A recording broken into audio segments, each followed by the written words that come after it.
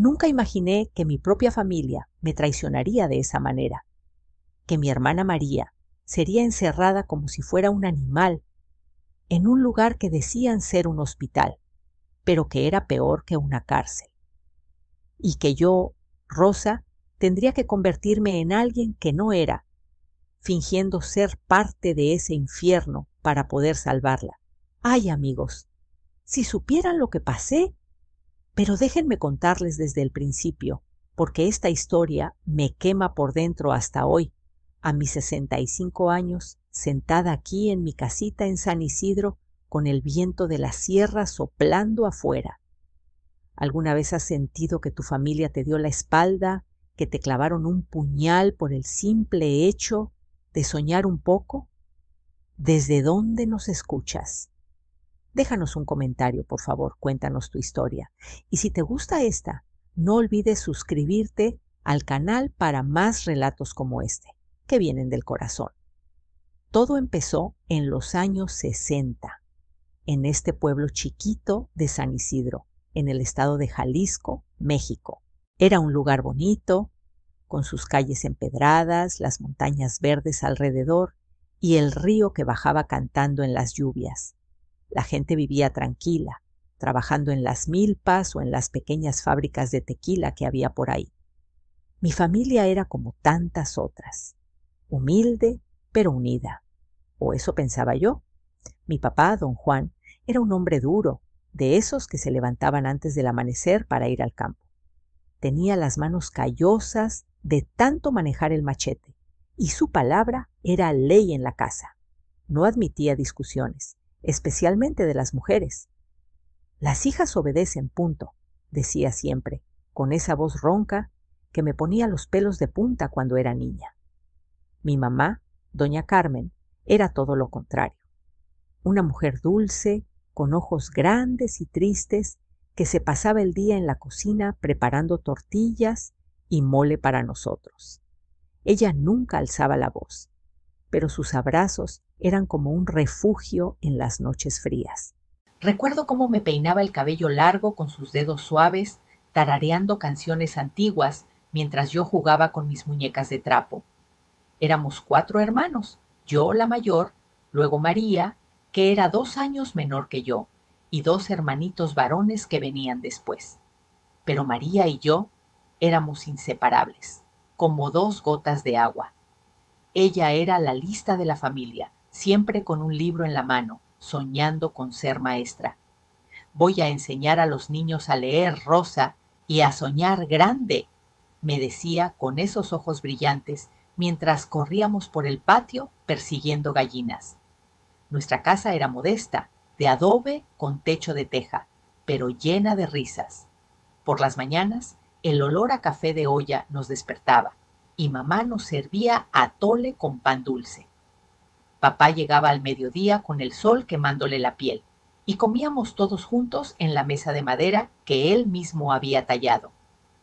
Los domingos íbamos a la iglesia del pueblo, vestidos con nuestra mejor ropa, y después a la plaza a comprar helados de limón. María y yo nos sentábamos bajo el gran árbol de ceiba, inventando historias sobre princesas que escapaban de castillos para vivir aventuras. Un día nos iremos a la ciudad, Rosa, a ver el mundo, me susurraba ella, y yo le creía, porque su entusiasmo era contagioso. Pero las cosas empezaron a cambiar cuando crecimos. Yo tenía 13 años cuando papá decidió que era hora de casarme. En esos tiempos, en el pueblo, las niñas se casaban jóvenes, era lo normal. Me arregló con el hijo del dueño de la hacienda donde él trabajaba, un muchacho llamado Pedro, de 20 años, que olía a tierra y sudor. No lo conocía bien, solo lo había visto de lejos en las fiestas del pueblo. Pero papá dijo que era un buen partido, que nos daría estabilidad. ¿Qué sabes tú de la vida, Rosa? Esto es lo mejor para ti, me espetó cuando intenté protestar. Mamá lloró en silencio, pero no dijo nada. Me casé en una ceremonia sencilla en la capilla, con un vestido blanco que mamá había cosido a mano. Pedro no era malo. trabajaba duro en la hacienda y pronto tuvimos 2 hijos, Juanito y Carmelita. La vida se volvió rutina, cocinar, lavar, cuidar a los niños. Pero extrañaba a María, que seguía en la casa de mis padres, soñando con sus libros. María era diferente a mí. Mientras yo acepté mi destino sin mucho ruido, ella siempre cuestionaba todo. ¿Por qué las mujeres no podemos estudiar, Rosa? ¿Por qué tenemos que casarnos tan pronto? Me preguntaba cuando venía a visitarme, con los ojos llenos de fuego. Papá la regañaba por eso, la llamaba rebelde y cabeza dura.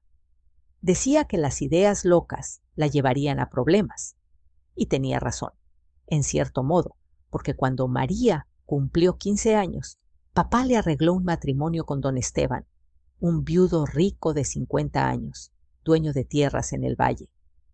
Era un hombre gordo, con bigote gris y fama de ser cruel con sus esposas anteriores. Es por el bien de la familia, María. Nos sacará de la pobreza, le dijo papá, pero ella se negó rotundamente. No me casaré con ese viejo, papá. Quiero estudiar, ser maestra, gritó en la cena familiar, y por primera vez vi a papá levantarle la mano con fuerza. Esa noche, María lloró en mis brazos cuando vino a mi casa. «Ay, Rosa, no puedo hacerlo. Prefiero morir», me dijo temblando. Yo la abracé, le di consejos tontos como «Dale tiempo, tal vez cambie de idea», pero en el fondo sabía que papá no cedería. Días después, María desapareció.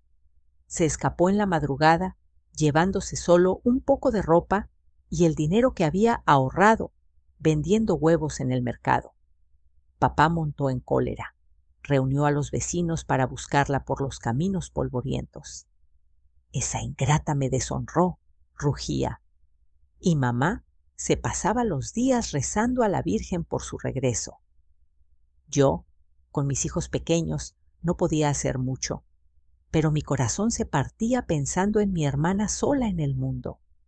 Pasaron semanas sin noticias. Papá decía que María había ido a la ciudad, que se había vuelto una perdida, pero yo no lo creía. Entonces, una tarde, un conocido del pueblo vino a contarme la verdad a escondidas. «Tu hermana no se fue, Rosa. Tu papá la mandó a El Refugio, el manicomio en las afueras del pueblo. Dicen que está loca por rebelde». No manches. Sentí que el mundo se me venía abajo. El Refugio era un lugar de pesadillas. Un edificio blanco y grande que parecía un palacio desde fuera, pero que todos sabían que era un infierno adentro. La gente susurraba historias de pacientes tratados como animales, de mujeres internadas por no obedecer a sus maridos, de niños abandonados allí por familias pobres. «¿Estás seguro?», le pregunté al hombre, con la voz quebrada. Él asintió. «Sí, lo vi yo mismo. Tu papá la llevó en un carro, con un doctor amigo de don Esteban. Dicen que pagaron para que la declararan loca». Lloré esa noche como nunca. Pedro me consolaba, pero él no entendía. «Es cosa de tu familia, Rosa. No te metas, por los niños», me decía. «¿Pero cómo no meterme?». María no estaba loca, solo quería vivir su vida. Intenté visitar el refugio, pero me negaron la entrada. «Solo familiares directos con permiso del responsable», me dijo el guardia, un tipo fornido con uniforme sucio. Papá era el responsable y él no me daría permiso nunca. Me sentí impotente, como si me hubieran atado las manos. Pasaron meses, luego años. La vida seguía. Mis hijos crecían, Pedro trabajaba en la hacienda y yo fingía normalidad en el pueblo. Pero por dentro un vacío me carcomía. Escribía cartas a María, las mandaba al manicomio, pero nunca respondían. ¿Estaría viva? ¿Sufriría? Las noches se me hacían eternas pensando en eso. 5 años después, en 1965, todo cambió. Estaba en la farmacia del pueblo comprando medicinas para Juanito, que tenía fiebre, cuando oí a 2 mujeres chismeando. Pobre de la hija de don Juan, la que metieron en el refugio. Dicen que ahora recibe dinero de don Esteban para mantenerla ahí. para que no salga y avergüence a la familia. Me quedé helada. ¿Papá recibiendo dinero para mantener a María encerrada? Corrí a casa de mis padres, enfrenté a papá. ¿Es verdad lo de María? ¿La tienes ahí por dinero?, le grité. Él me miró con ojos fríos. Es por su bien, Rosa. Está loca, rebelde. Y sí, don Esteban ayuda con los gastos. ¿Qué quieres? ¿Que vuelva y nos deshonre más? Mamá lloraba en un rincón, pero no intervenía. Salí de ahí temblando de rabia. Esa noche decidí que no podía esperar más. Si no me dejaban entrar como hermana, entraría como empleada. Falsifiqué papeles diciendo que era enfermera. Me puse un uniforme prestado y fui a El Refugio a pedir trabajo. Necesitamos manos, entra, me dijo el director, un tal doctor Morales, sin revisar mucho. Mi corazón latía fuerte mientras cruzaba las puertas blancas, oliendo ya el hedor a miseria que salía de adentro. Los primeros días fueron un shock. El lugar era un horror. Pacientes amontonados en patios sucios, hombres y mujeres separados pero igual de miserables. Les rapaban la cabeza, les daban baños con mangueras de agua fría y les tiraban ropa raída sin nada debajo. Vi gente morir de frío en las noches de invierno, envueltos en sus propios excrementos. El olor era insoportable, a orina, a heridas infectadas, a muerte. Y ahí, entre las mujeres del pabellón, busqué a María. Pasé días escudriñando rostros demacrados hasta que la encontré en la lavandería, cargando bultos de ropa sucia, flaca como un palo, con cicatrices en los brazos. Nuestros ojos se cruzaron, pero no pude decir nada. Si me descubrían, nos separarían para siempre. Lágrimas me corrían por la cara mientras fingía trabajar, planeando cómo protegerla sin que nadie notara. Ahí estaba yo, con el uniforme tieso y el corazón hecho un nudo, moviendo las manos entre pilas de sábanas mugrientas para disimular. Cada mirada que le echaba a María me dolía como una puñalada, pero tenía que aguantar, fingir que era solo otra enfermera en ese pozo de desgracias.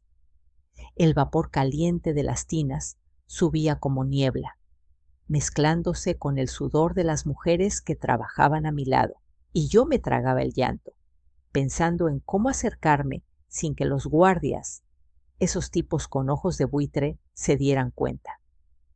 Mantén la cabeza baja, Rosa, me repetía en silencio, mientras observaba cómo ella doblaba la ropa con movimientos mecánicos, como si su espíritu ya no estuviera del todo ahí. Los días en el refugio se me hicieron eternos desde el principio. Ese lugar no era un hospital, era un matadero disfrazado. Por las mañanas, los pacientes salían al patio como rebaño, con la piel pegada a los huesos y los ojos vacíos. Los guardias gritaban órdenes, azotando con varas de caña a quien se movía lento. Vi a una mujer, no mayor de 30, caer de rodillas por el hambre, y en vez de ayudarla, le echaron agua helada encima. «Levántate, pinche loca», le espetó uno, riendo como si fuera un chiste. Yo quería gritar, intervenir, pero sabía que si abría la boca me mandarían a la calle y María quedaría sola. Así que mordí mi lengua y seguí, aprendiendo las reglas no escritas de ese infierno. No mires a los ojos, no preguntes mucho, no muestres piedad o te toman por blanda. En las noches, el frío de las sierras se colaba por las grietas de las paredes y oía los gemidos de la gente amontonada en los dormitorios. No había camas para todos. Muchos dormían en el piso de cemento, acurrucados unos contra otros para no congelarse. Una vez encontré a una anciana tiesa al amanecer, con los labios azules y las manos crispadas. Los empleados la envolvieron en un saco viejo y la llevaron al depósito como si fuera basura. «Pasa todos los días», me dijo una compañera enfermera, una tipa endurecida llamada Luisa, encogiéndose de hombros. «Mejor no te encariñes con nadie». Pero cómo no encariñarme, si cada rostro me recordaba a alguien del pueblo, a una vecina o a una prima lejana que había desaparecido sin explicación. María trabajaba en la lavandería, un galpón húmedo donde el agua jabonosa corría por el suelo como ríos sucios. La vi lidiando con baldes pesados, las manos rojas e hinchadas por el jabón cáustico que les echaban. No era la niña vivaracha que recordaba. Los años la habían marcado, con arrugas prematuras alrededor de los ojos y una tos seca que no se le quitaba. Pero en sus movimientos aún había un atisbo de esa rebeldía, como cuando enderezaba la espalda después de un esfuerzo, negándose a quebrarse del todo. Me acerqué poco a poco, disfrazando mis intenciones como parte del trabajo. «Toma, come esto», le susurré un día, deslizando un pedazo de pan que había guardado de mi almuerzo. Ella me miró con desconfianza, pero lo aceptó, devorándolo en segundos. «Gracias», murmuró, y en esa palabra simple sentí un hilo conectándonos de nuevo. Los tratamientos eran lo peor. Los doctores, como el tal Morales, aparecían de vez en cuando, con sus batas blancas impecables, pero no curaban nada. Usaban electroshocks para todo. Si alguien lloraba mucho, shock. Si protestaba por la comida aguada, shock. Vi a un hombre joven internado por pelear con su jefe, atado a una camilla mientras le ponían electrodos en la cabeza. Se convulsionaba como poseído, mordiéndose la lengua hasta sangrar. «Es para calmarlos», explicaba Luisa, pero yo veía que era solo para romperles el alma. A las mujeres las trataban peor. Muchas llegaban embarazadas, víctimas de abusos de los mismos guardias, y les quitaban los bebés al nacer. «Los dan en adopción», decían, pero yo sospechaba que los vendían. Una noche oí llantos de un recién nacido siendo arrancado de su madre, y el eco de esos gritos me persiguió en sueños. Para sobrevivir tenía que adaptarme, convertirme en parte de ese sistema asqueroso.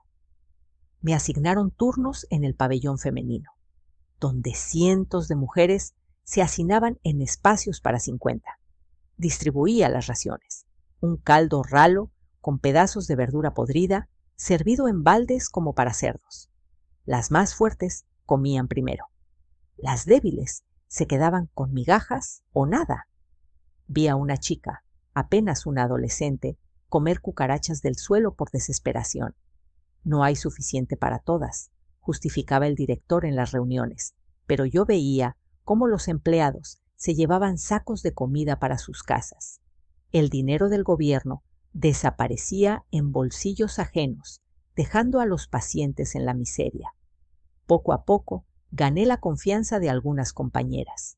Luisa me contó secretos, cómo los guardias elegían a las mujeres jóvenes para visitas nocturnas, cómo vendían cuerpos de los muertos a escuelas de medicina. «Si hablas, terminas como ellas», me advirtió. Pero yo usaba esa información para proteger a María. La cambié de turno cuando pude, poniéndola en tareas menos pesadas, como doblar toallas en vez de fregar pisos. Le pasaba medicamentos suaves para la tos, robados de la farmacia. «No te preocupes, estoy aquí», le dije una vez, en un susurro cuando nadie veía. Ella asintió, pero sus ojos preguntaban quién era yo realmente. No podía decírselo aún. El riesgo era demasiado grande. Los inviernos eran mortales. El viento helado entraba por las ventanas rotas y sin cobijas muchos no amanecían. Una tormenta fuerte dejó a varias mujeres tiritando en el patio, y al día siguiente conté 3 cuerpos rígidos. Los empleados los apilaban en un carro y los llevaban al cementerio del pueblo, en fosas comunes sin nombres.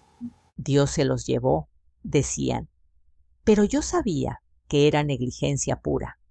En una de esas noches gélidas vi a María acurrucada en un rincón, temblando. Me quité mi suéter y se lo puse encima, fingiendo que era una inspección. «Duerme, mija», le dije bajito, y por un momento sentí que éramos niñas de nuevo, protegiéndonos mutuamente. Pero no todo era oscuridad.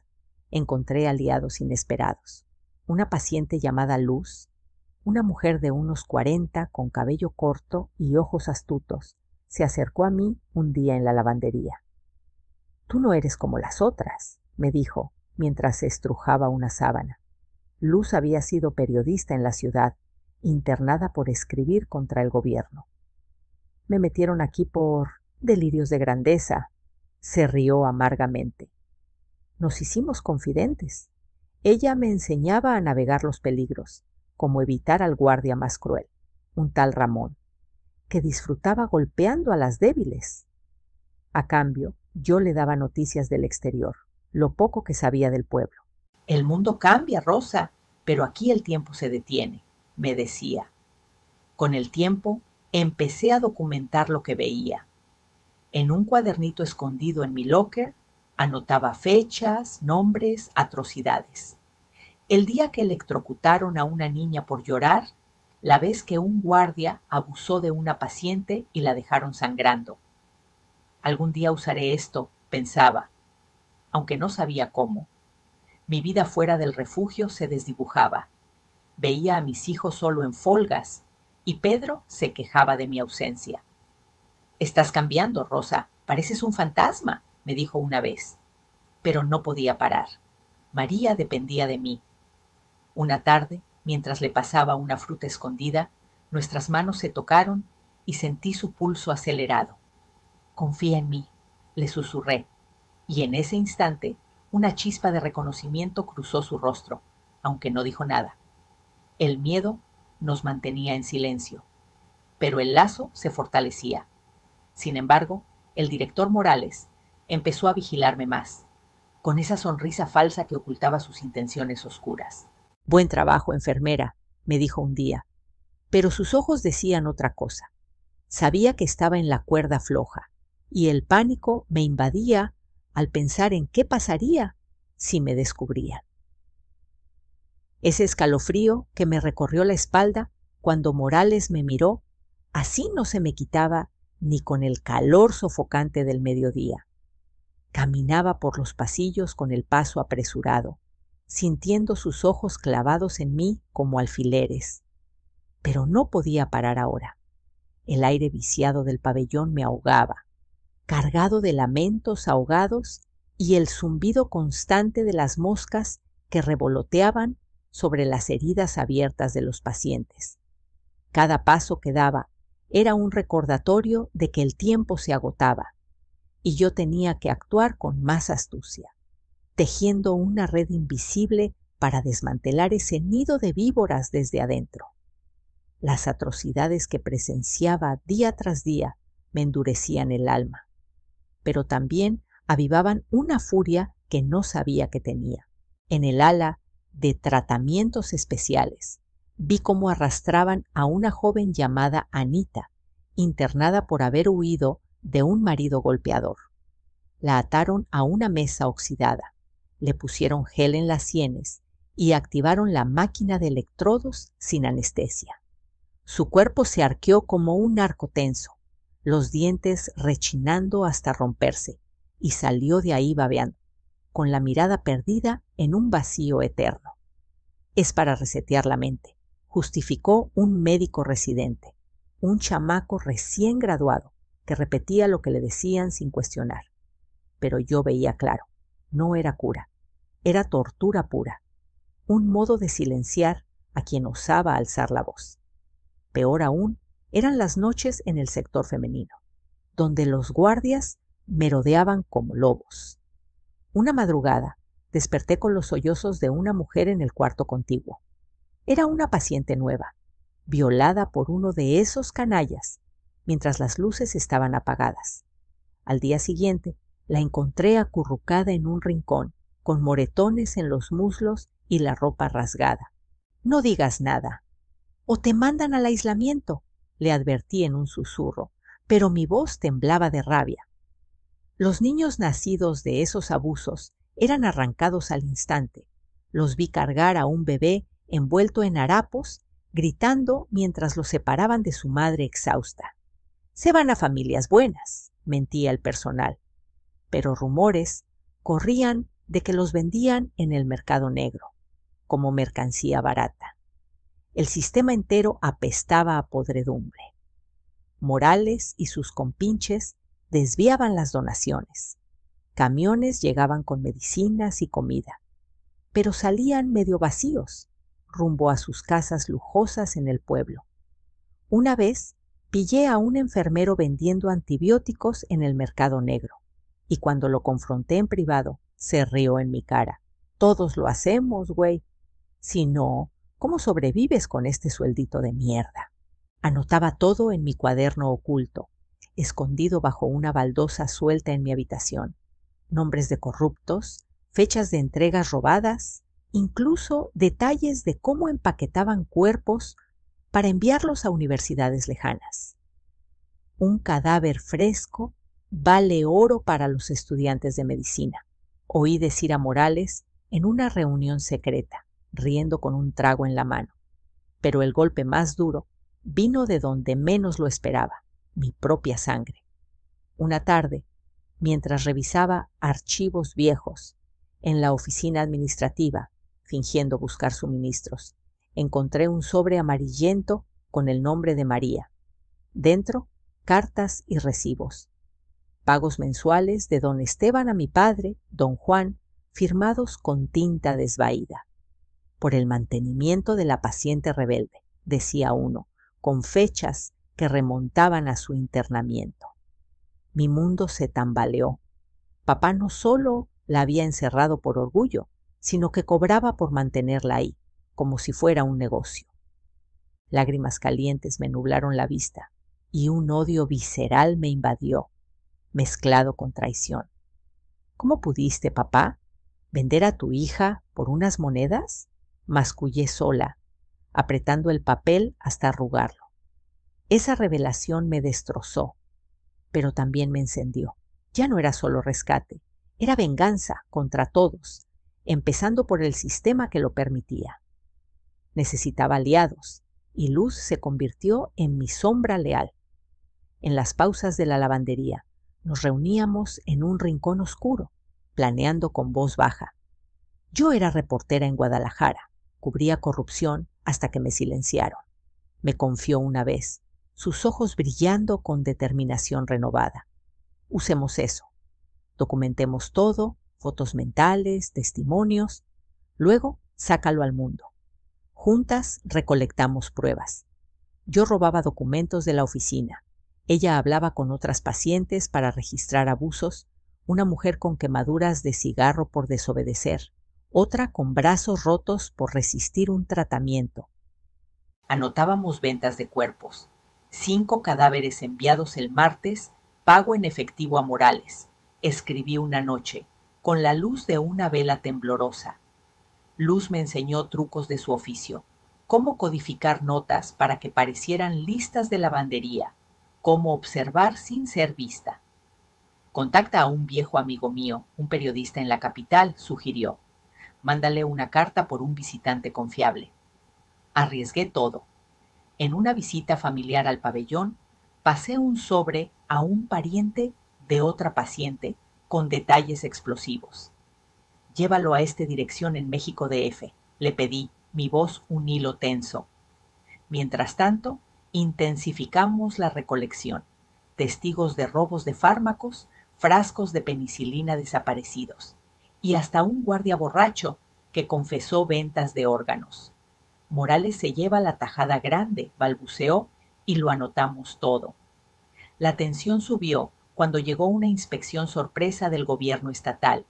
Camiones con funcionarios en trajes planchados irrumpieron un lunes por la mañana, exigiendo ver registros y pabellones. Morales entró en pánico, ordenando limpiar a prisa. Escondan a los peores, denles ropa decente a los demás. Pero Luz y yo vimos la oportunidad. Mientras guiaban al inspector principal, un hombre serio con bigote canoso, me acerqué sigilosamente durante un receso. Tome esto, le susurré. deslizando mi cuaderno en su maletín abierto. La verdad está aquí, no en lo que le muestran. Él me miró sorprendido, pero lo guardó sin decir palabra. Morales, olfateando traición, me llamó a su oficina esa tarde. «He notado tu dedicación extra, enfermera», dijo con voz melosa, pero sus dedos tamborileaban en el escritorio como advertencia. «Cuidado con meterte donde no te llaman». Salí de ahí con el estómago revuelto, sabiendo que me tenía en la mira. Esa noche corrieron rumores de traslados, pacientes problemáticos, aislamiento, un agujero oscuro sin luz ni comida. María estaba en la lista. La vi en la lavandería, pálida, tosiendo más fuerte por el estrés. «No dejes que me lleven», me imploró en un momento a solas, su mano apretando la mía con desesperación. El miedo nos unía, pero la red se cerraba, y yo sentía el peso de cada secreto como una bomba a punto de estallar. La presión de esos secretos me aplastaba el pecho como una piedra pesada. Pero en ese momento de pánico puro, con María aferrada a mí, en la penumbra de la lavandería, supe que la explosión era inevitable. El aire estaba cargado de humedad y jabón rancio, y yo la abracé brevemente, sintiendo su cuerpo frágil temblar contra el mío, antes de soltarla y regresar a mi ronda como si nada. Días después, el estallido llegó no con un bang, sino con el rumor sordo de un periódico que se extendía por el pueblo como fuego en paja seca. Mi contacto en la capital, el amigo de Luz, había publicado un reportaje demoledor en un diario nacional. El horror detrás de las paredes blancas, abusos, corrupción y muerte en el refugio. Detallaba todo: los electrodos que freían cerebros, los partos robados, los pagos sucios, con nombres reales, fechas exactas y hasta fotos borrosas que alguien había sacado a escondidas. El escándalo estalló como un volcán. Periodistas invadieron San Isidro, micrófonos en mano, exigiendo respuestas. Morales, con su cara pálida y sudorosa, negó todo en una conferencia improvisada, pero las pruebas eran irrefutables.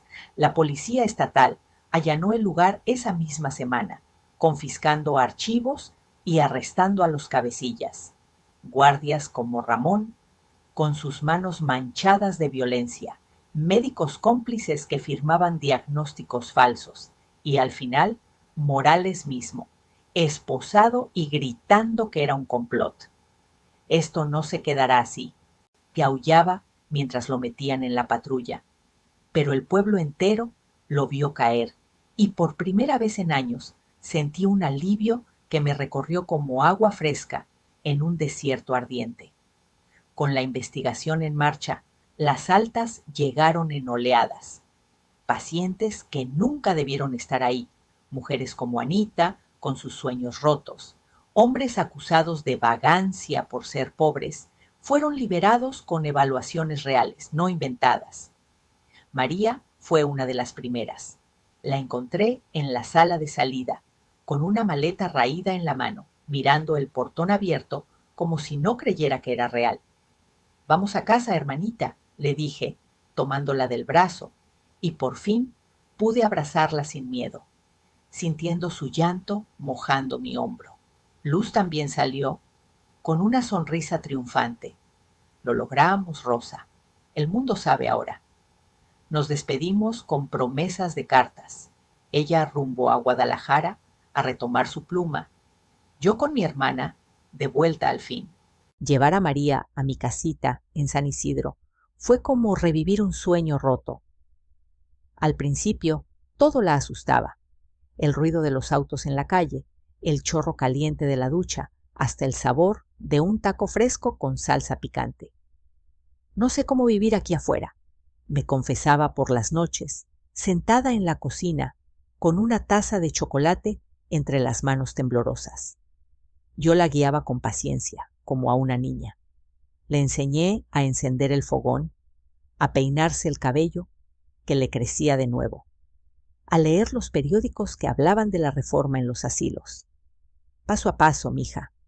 El tiempo cura, aunque deje marcas, le decía, y juntas íbamos al mercado, donde ella elegía frutas con ojos maravillados, redescubriendo colores y olores que el encierro le había robado. Mis hijos, ya grandes, la recibieron como a una tía perdida. Juanito, con su trabajo en la hacienda, traía flores para animarla. Carmelita, casada y con niños propios, le cosía ropa nueva. Tía, cuéntanos de tus sueños, le pedían. Y María, poco a poco, volvía a hablar de ser maestra, aunque ahora con una sabiduría amarga. Inscribí a María en clases nocturnas en el pueblo, donde aprendió a escribir de nuevo, sus dedos torpes al principio, pero ganando fuerza con cada letra. Quiero enseñar a otras mujeres a no callar, me dijo un día, con voz firme, y yo sonreí, orgullosa de esa chispa que ni el refugio pudo apagar. Enfrentarme a papá fue el cierre que necesitaba. Lo encontré en su choza al borde del pueblo, viejo y encorvado, con la salud fallando por años de trabajo duro. Hija, no sabía, balbuceó cuando le mostré los recibos, pero sus ojos evitaban los míos. Lo hice por la familia, por el honor. Le conté todo. El sufrimiento de María, los pagos que cobraba como Judas. Lloró, pidió perdón con voz quebrada, pero yo no lo abracé. El daño está hecho, papá, pero elijo soltar esto, no por ti, sino por mí, le dije, y me fui sin mirar atrás. Murió meses después de un corazón cansado, y en su funeral sentí paz, no rencor. El perdón llegó como una lluvia suave, lavando el veneno que me envenenaba. Hoy, a mis 65, vivo con María en esta casa humilde, con vistas a las montañas que nos vieron nacer. Ella, a sus 63, da clases a niños del barrio, compartiendo lecciones de resiliencia disfrazadas de cuentos. Yo cuido el jardín, planto flores que simbolizan renacimiento, y por las tardes nos sentamos en el porche, bebiendo té de manzanilla, recordando no el dolor, sino la fuerza que nos unió. ¿Qué harías tú por salvar a alguien que amas? Te pregunto, amigo que me escuchas. Déjanos tu historia en los comentarios. Y no olvides darle like y suscribirte para más relatos que tocan el alma. Esta es nuestra victoria. No solo salimos del abismo, sino que lo iluminamos para que otros no caigan. Gracias por oírme. Que Dios los bendiga a todos.